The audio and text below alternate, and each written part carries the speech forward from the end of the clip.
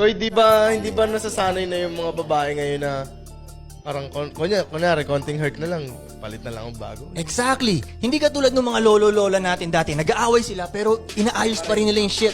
Ngayon yung mga babae... Papanood na naman nila yun. Hindi lang sa dahil hindi lang dahil sa napapanood nila. Alam mo bakit sino nagpalaki ng ulo nila?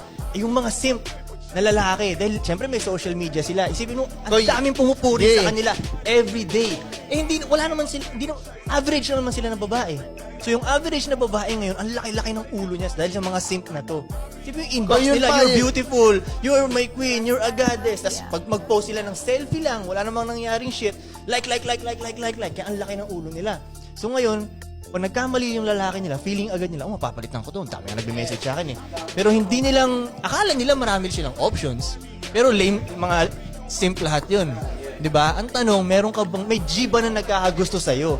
Yun ang tanong. Hindi naman nagmamatter kung marami nagkakagusto sa'yo. Kaya 1 million na simp ang nagkakagusto sa'yo.